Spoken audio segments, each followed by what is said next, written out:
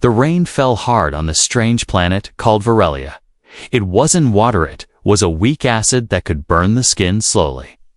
Captain Eli Ward walked through the storm in his armored suit, scanning the ruins of a crashed alien transport ship. Smoke rose from the twisted metal, and the air smelled like burnt copper. He wasn't supposed to be here. His mission was to explore the western mountains. But he had received a distress signal, soft, broken, and full of static. He followed it, and now he was standing in front of a silent wreck. Suddenly, a sound caught his ear. It was faint, like a whimper. Eli turned quickly, pulling his sidearm just in case. "Who's there?" He called out from behind a piece of wreckage. Something moved. He stepped closer and saw her, a girl. Alien, shaking in the acid rain. She was small and thin, with long silver hair stuck to her skin. Her strange blue dress was torn, and her arms were wrapped around herself, trying to stay warm. She looked up at him, eyes glowing faint purple. Her lips trembled, and she spoke in broken Galactic standard. "Please. Help." Cold. Eli's heart jumped. She wasn't armed, wasn't a threat. She looked scared, alone, and very young, maybe a teenager in human terms. Without thinking, he opened a small pack on his side and pulled out a dry towel. It was old, plain, and meant for field use, but clean and warm. He walked over and held it out. "Here, take this," he said gently. The girl's eyes widened. She stared at the towel as if it was glowing. She didn't move, didn't speak. Just looked at it in silence. Eli frowned. "Come on, it's just a towel," he said with a small smile. He stepped closer and gently placed it on her shoulders.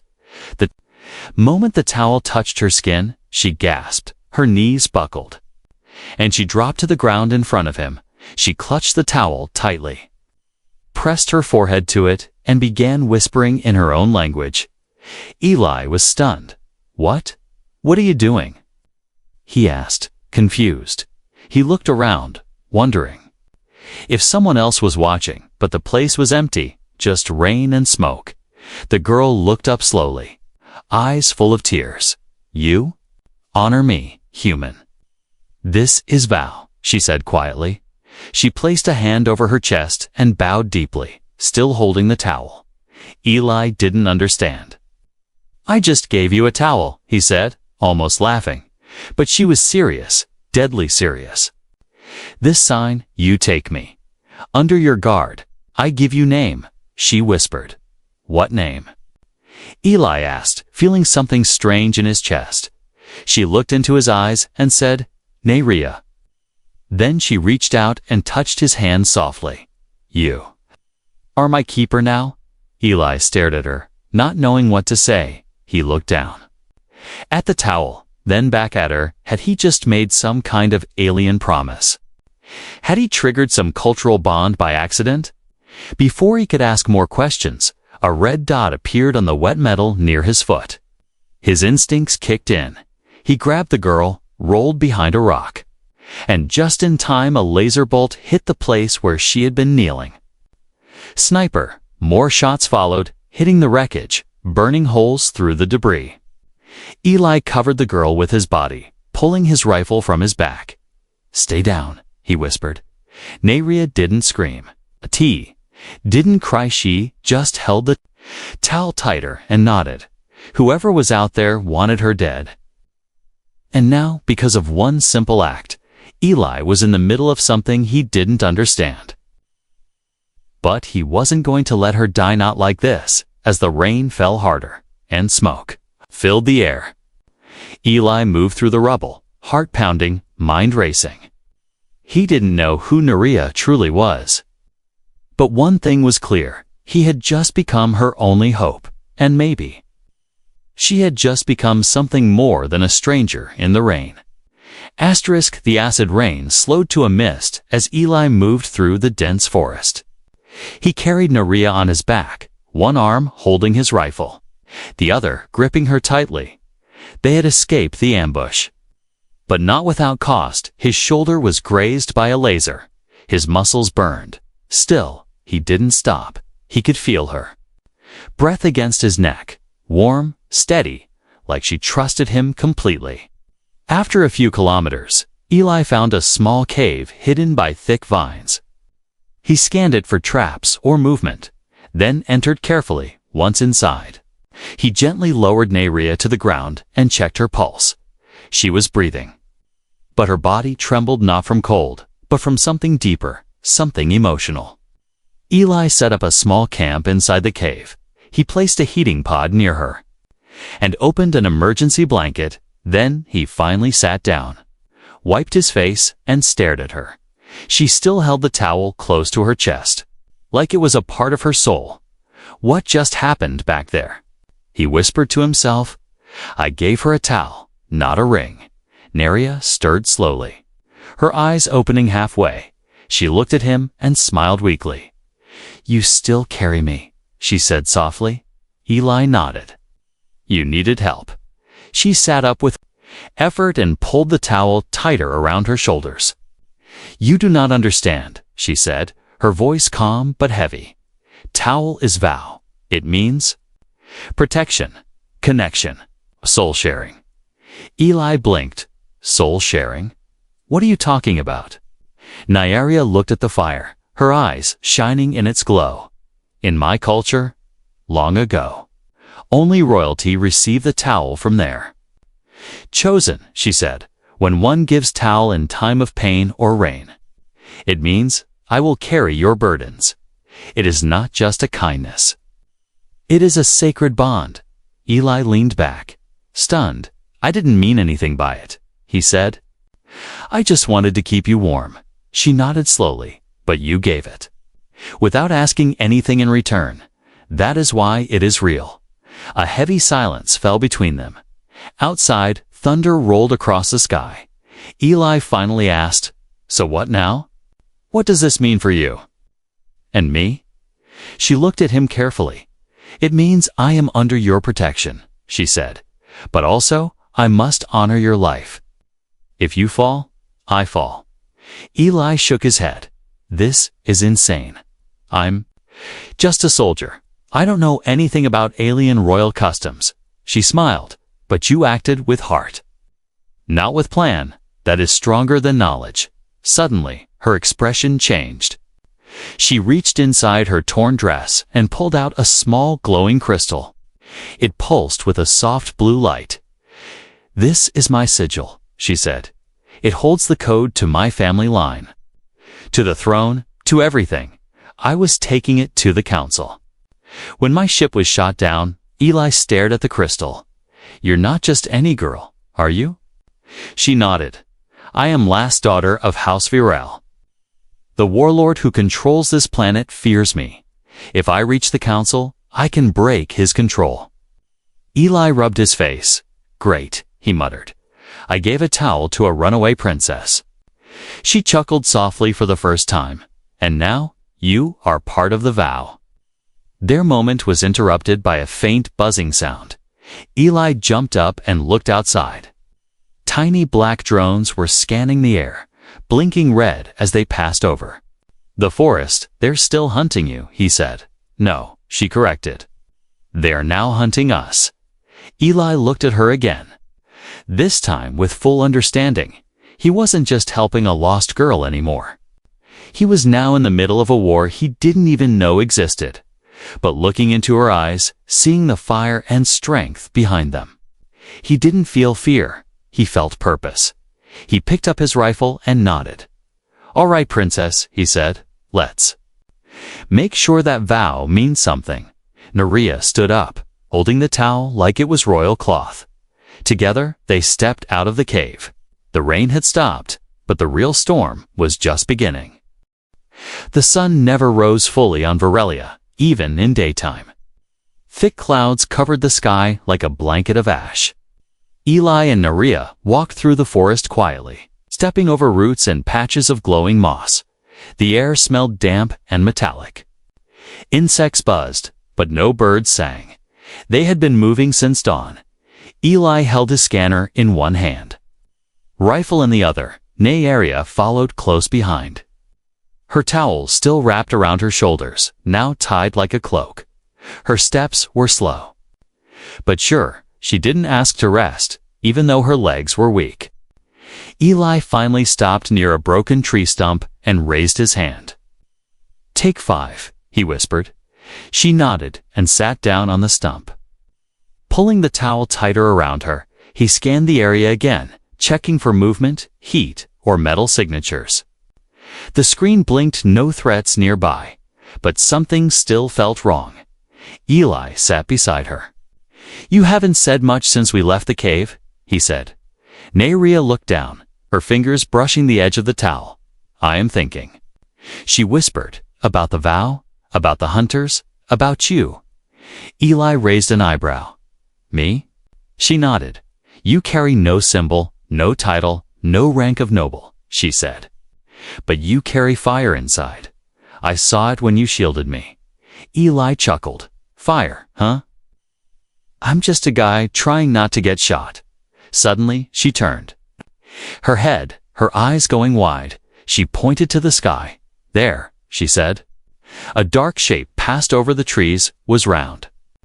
Hovering and almost silent, a drone, but not like the scout drones before.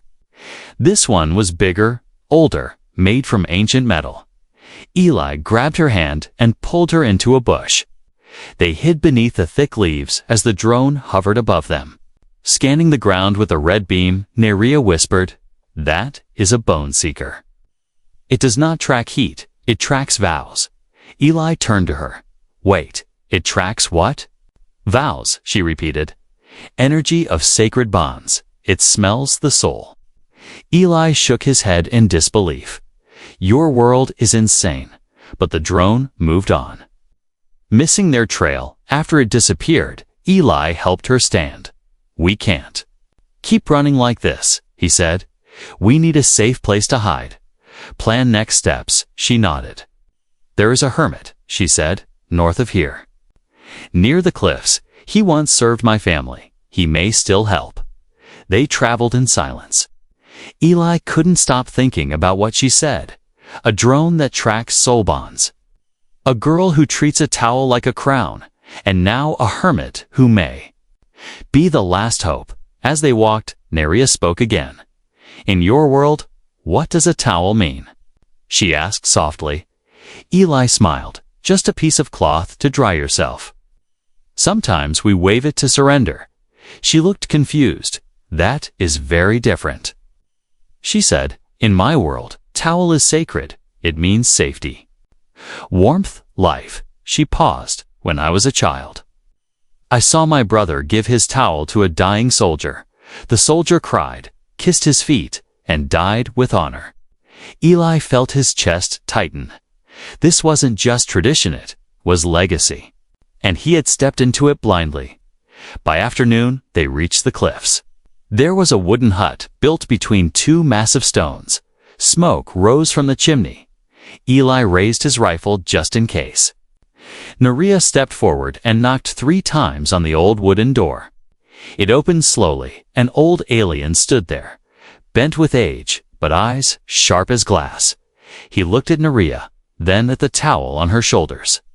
He fell to his knees instantly. "My lady," he said in a hoarse voice. "You live," she nodded. "This is Eli Ward, my vowkeeper," she said. "He gave me the towel." The old alien gasped. He looked at Eli and bowed. "You have awakened the path, human." "You do not know what you've started," Eli scratched his head. "Yeah, I'm starting to feel that." Inside the hut, the hermit gave them food, water, and old maps. He showed them a secret path to the capital ruins where the warlord ruled. Nerea listened carefully, then turned to Eli. "If I reach the throne stone," she said, "I can reclaim my house, but I will not go unless you wish it to." Eli looked at her. She was no longer just a girl in the rain. She was a symbol, a spark, and maybe the towel was never just a towel. He nodded slowly. "Let's finish what we started," he said. Outside, the wind howled across the cliffs. But inside, 2 souls prepared for war. bound by cloth, by fate, and by choice. The night fell fast over the cliffside. The stars were hidden behind thick clouds, and the cold wind bit through even Eli's armor. He and Neria followed the narrow trail shown by the old hermit. It twisted along sharp edges and dipped under stone arches. Each step forward felt like walking. Into deeper danger, Eli kept his rifle ready, eyes scanning the shadows. Neria walked behind him, her towel now tied like a sash over her waist. She had changed, no longer fragile. She now moved with quiet strength, but something about the silence around them felt wrong. A low beep came from Eli's wrist scanner. He tapped it quickly, reading the pulse, motion detected, west side, 30 meters, then 20 meters, then 10. He spun around and shouted, "Down!" Neria dropped just as a plasma bolt tore through the trees. The blast hit a stone behind them and exploded in blue flame. Shadows moved through the trees, 5, maybe 6 figures. He couldn't count. They were fast, silent, and well-trained. Ambush, Eli fired into the trees. Short bursts to keep their heads down. Move left. He shouted. They ran, ducking and weaving between rocks. The attackers followed, firing lasers that hissed through the cold air. One of the enemies landed in front of them, a tall alien with a cybernetic arm and glowing red eyes. He swung a blade. At Eli blocked it with his rifle, sparks flying. Then he elbowed the enemy in the jaw and fired a blast point blank. The body dropped, but more came. Neria grabbed a broken branch and stabbed one in the leg. She wasn't a fighter, but she had fury in her eyes. The attacker screamed, and Eli shot him down. They made it to a narrow gap in the rocks. Eli pulled her inside, then tossed a smoke grenade at the entrance. "Stay low," he whispered. She crouched beside him. Blood on her cheek, not hers, someone else's. "They were trained," Eli said, breathing hard. "Not mercenaries," she nodded. "Warlords, personal hunters." She said, "They only move when the target is marked." Eli looked at her. "You think they're tracking the towel again?" She touched the cloth tied around her. "Or me," she said softly. "My sigil gives off a pulse when I'm near the throne city." Eli cursed under his breath. "We need to change plans." He opened the map from the hermit and scanned it quickly. "There's a river trail," he pointed. "If we cross it, we can lose them in the Mist Valley." They moved again, this time faster, less careful. Because the enemy was too close, they crossed fallen bridges, slid down muddy slopes, and pushed through hanging vines. The sound of pursuit echoed behind them, metal boots and quiet growls just before reaching the river. The ground shook. A flash of red exploded in front of them. A mine. The blast threw Eli backward, landing hard against a tree. His ears rang, his chest burned. But he looked up and saw Neria still standing untouched.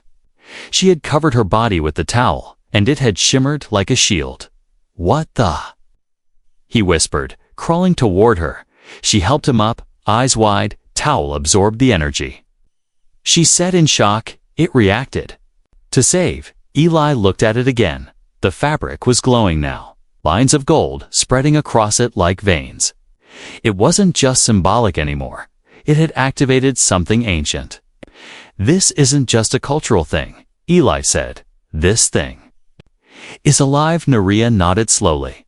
"Long ago, our ancestors made items with soulstone fibers," she said. "They bonded to people through gestures, through feelings. If this towel accepted you, then it knows you are true." Suddenly, a roar echoed through the forest. One of the hunters had caught up. This one was larger, with 4 arms and bone armor. He roared again and charged. Eli fired at him, but the shots only cracked his armor. He dodged, reloaded, tried again. Too slow. Neria stepped forward. She held up the towel like a banner and shouted words in her ancient language. The hunter stopped in place, confused, almost afraid. Then the towel pulsed bright gold. A blast. A force shot out like a wave, knocking the hunter backward into a tree. He didn't rise again. Eli stared in silence. What was that? Nerea looked at her hands, shaking. I don't know, she said. But the vow has awakened. They crossed the river and disappeared into the mist. Behind them, the hunters regrouped, but now they hesitated. Word would spread quickly. The princess had returned, and her guardian wielded a forgotten power. The river mist curled around Eli and Nerea as they moved through the narrow canyon. Each breath they took was heavy with moisture and tension. The land was silent now, almost like it held its breath. Even the hunters had stopped chasing. Them, at least for now. They reached a small cave at the edge of a cliff, hidden behind long hanging vines. Inside, it was dry and warm, lit by soft glowing moss on the walls. Eli dropped his bag, sat down hard, and finally let out a deep breath. Nerea knelt beside him and checked his arm. You're bruised, she said softly. I've had worse, Eli replied with a grin. But she didn't smile. She touched his skin carefully, and her fingers glowed faint blue. The towel wrapped around her waist pulsed once, and the bruise faded slowly. You can heal, Eli asked, surprised. Naira looked at him, her face calm. The vow makes our energy one, she said. It listens to pain, then shares strength. Eli sat back, thinking. You talk about this vow like it's alive? She nodded. It is more alive than most people. A long silence followed, broken only by the soft dripping of water. Nerea finally sat beside him, her knees drawn close to her chest. I was born during war, she said quietly. My father died when I was a baby. My brothers were sent to protect the throne city. I was hidden in the temple, trained by monks, not warriors. Eli listened, not interrupting. She continued. Every royal girl must be bonded by choice, not blood. It is said the towel must be accepted during a moment of truth. You didn't know the meaning, but you gave it without fear. He looked down at his hands. I just saw someone freezing, he said. I didn't want you to die. That, she said, is why it worked. Eli turned to her. Serious now, so what do we do next? We can't keep running. You want to reach the throne city, right? Naira nodded slowly. Yes, she said. There is a place in the center of the throne stone. If I reach it and place my sigil inside, the system will recognize me as heir. Then I can command the city's systems, call back the loyal houses, and challenge the warlord. Eli shook his head. Sounds simple, but I bet it's suicide. She looked at him with quiet strength. I don't care if I die, she said, but I want to die standing. Eli frowned. No, he said. You're not dying. We've come this far. We've finished this together. He stood up and walked to the edge of the cave, looking out. Across the mist valley, the city lights could be seen faintly in the distance, dim towers rising through the fog. They're waiting for you, he said. Let's give them something they didn't expect. She walked beside him, the towel now flowing behind her like a cape. For the first time, she looked like a queen. He looked like a soldier. But something more. That night, they made their way to an abandoned outpost once used by the royal guard. Eli found old weapons, armor plates, and a functioning drone. He connected it to his wrist scanner and began building a plan. Nerea stood in the center of the outpost. Eyes closed, she was whispering words from her ancestors. Calling on the memories of her house, the towel shimmered with every word. Like it remembered with her, Eli turned to her. Tomorrow, we go into the city, he said. If we fight to win. She opened her eyes. We won't be alone. She whispered, there are still some who remember the vow. In the shadows, small lights began to appear. Figures stepped out, old warriors, young rebels, even to monks. They had been watching from afar, waiting for a sign. The towel had spoken, and they had come. One of the monks bowed before Neria. "Daughter of House Virel," he said, "we are yours." Eli smiled. This just got interesting, as they prepared their weapons and adjusted their armor. Neria stood in front of them and lifted the towel into the air. "This is not just a piece of cloth," she said, her voice strong. "It is proof that honor still lives, and that kindness still matters." Eli stepped beside her. He didn't wear a crown, didn't have royal blood, but in the eyes of the people, he had something more. He had a human heart, and it had changed their world. Tomorrow, they would march into the city, and the warlord who thought he had one would finally understand. The towel was no joke. It was a declaration. The city once known as Valthara stood like a broken crown. Its towers were bent from old battles. Its streets cracked by time and fire. Smoke rose in slow curls from the central plaza, and drones circled above like silent birds of prey. But deep under the rubble, something was coming. Eli, Neria, and the small group of loyalists moved through a forgotten tunnel beneath the outer wall. The monk led the way with a glowing stone, its light revealing symbols from a time before. The warlord took control. Every step echoed with the weight of the past when they reached the end of the tunnel. Eli opened the hatch slowly. They emerged inside the city. Behind the ruins of the old temple, the throne tower could be seen in the distance dark. Cold and guarded by metal sentries, Neria looked at the tower with silent pain in her eyes. "That was my mother's hall," she whispered. "She used to sing in the balcony every dawn." Eli placed a hand on her shoulder.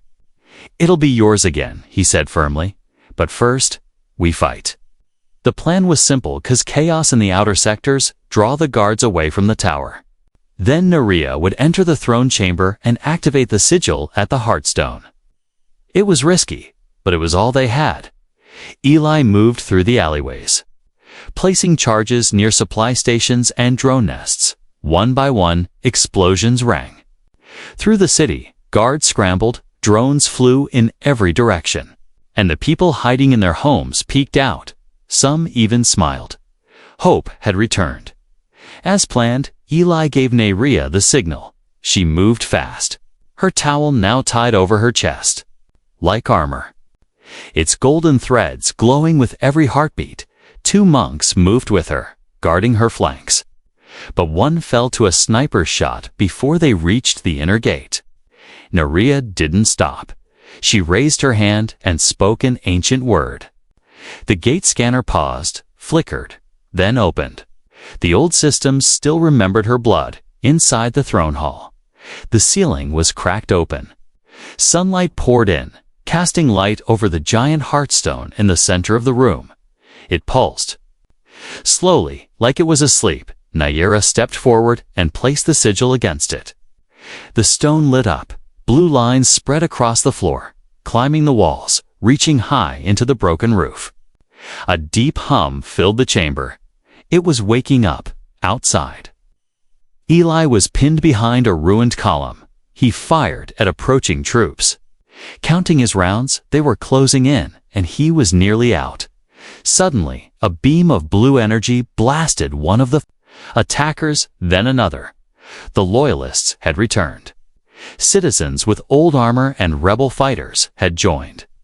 Inspired by Neria's return, the towel had become a symbol. They wore pieces of cloth around their arms, their necks, their weapons. Eli stood and shouted, "Push forward. She's at the Heartstone." The warlord appeared at the balcony above, tall, armored eyes burning red. He raised his hand, and the city defense drones turned toward the throne tower. "Deactivate her," he ordered. "Burn the tower to the ground." Inside, Neria heard the warning from the walls. The AI system tried to shut down, but the towel glowed brighter, its energy flowing through her into the stone.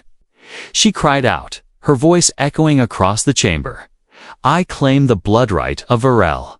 She shouted, "I speak with soul." With vow, with truth, the Heartstone roared to life. Blue light shot upward, striking the sky. The drones paused, shook, then dropped from the air. The tower stood unharmed, protected by the very system that once obeyed the warlord. Eli ran toward the stairs, blasting 2 guards aside. He reached Nerea just as the light faded. She was on her knees, breathing hard, but smiling. "It's done," she whispered. The warlord stormed into the chamber, his blade drawn. "You think a towel and a weak girl can steal my rule?" he shouted. Eli stepped between them. "I think your time's up," he said coldly. They fought steel against steel, fire against will. Eli was fast, the warlord stronger, but Nerea reached out, her hand glowing again. The towel unwrapped from her body, floated in the air, and wrapped around the warlord's face. He screamed, stumbled, and Eli struck. One final hit sent him crashing into the heartstone. Unconscious, silence followed. Then cheers from below. The people had seen the light, felt the change. They came out in waves, surrounding the tower, lifting cloth pieces high above their heads. Nerea stood slowly. Eli caught her before she fell. "You did it," he said. "No," she replied, "we did it." Morning light broke through the shattered clouds over Valthera. For the first time in years, the city stood calm. No drones flew above. No laser fire cracked the air. Only soft music echoed from old speakers now reactivated by the thrones. Core Eli stood on the high balcony, overlooking the plaza where thousands had gathered. Children sat on their parents' shoulders. Old warriors saluted with trembling hands. And in their hands, they all held cloth-torn towels, old capes, even blanket pieces. Each one waved it with pride. Behind him, Nerea walked slowly into the hall. She was dressed in royal robes, her silver hair tied with gold thread. The towel, now glowing softly, rested across her shoulders like a queen's sash. She looked stronger, more complete, but her eyes searched the crowd until they found Eli. He turned as she approached, giving her a tired but honest smile. "You look like someone important," he joked. She smiled gently. "I carry a kingdom," she replied, "but I only found my strength because of you." The two stood silently. As the crowd began to chant her name, Nerea, Nerea, she turned to Eli. Her voice low. "There is a final part of the vow," she said. "It is not written in books or carved into walls. It must be spoken in front of those who carry witness." Eli raised an eyebrow. "And what does it mean?" She took a slow breath, her voice trembling slightly. "It means I return the vow to you," she said. "Not as a royal act, but as truth." She stepped forward, lifting the towel from her shoulders. The entire crowd fell silent as they watched her hands stretch toward him. "I give this not in fear, not in weakness, but in full heart," she said clearly. "You saved me, protected me, believed in me when no one else did. You didn't ask for this war, but you stood beside me." Eli stared at her, unsure what to say. Slowly, he reached out and took the towel from her hands. It pulsed once in his grip, warm and alive. And just like that first moment in the rain, something shifted between them. He stepped forward, placed the towel gently back on her shoulders, and said, "Then let the vow be ours, together." The crowd exploded with cheers, voices rising like thunder. Flags were raised, trumpets played, and the city lit up with banners that had not flown. In decades, Nerea turned to the people, raising one arm. "This is not the return of one ruler," she shouted. "This is the rise of us all. No longer will towels be tools of survival, only they will be symbols of care, of courage, of unity." She pointed to Eli. "This human who knew nothing of our ways gave a simple gift, and that gift carried me through fire and darkness. We are bonded now by more than war, by more than blood." Eli stood beside her, nodding. He didn't need to say more. He had spoken with his actions. That was enough. Later that day, they walked together through the royal gardens. Flowers had begun to bloom again, as if the city itself was waking. Eli looked around, noticing how peaceful everything felt. So what now? He asked. You've got the city, the people, and the power. Nayria touched the towel softly. I don't want to rule with fear, she said. I want to build something new, where humans and my people can learn from each other. She paused, then looked up at him. I want you here, with me. Eli blinked. As what? She smiled as the first keeper. She said, the one who walks beside the queen. Not behind. The one who reminds me what matters when the world grows loud again. He nodded slowly. You always had a way with words, and you always had a way with towels, she teased back. They laughed. The kind of laughter that doesn't come after winning a fight, but after surviving it. After growing from it, after earning peace, and so. The story of the towel spread across the stars. Other planets heard of the vow, of the strange custom that brought down a tyrant, and in time, ships would arrive carrying humans and aliens alike. Some bringing towels, some bringing stories, all bringing hope. And in the heart of Velthara, the throne stood no longer as a seat of power, but as a reminder that kindness is not weakness, that trust is not foolish, and that sometimes the smallest Gestora towel in the rain can change the fate of a galaxy.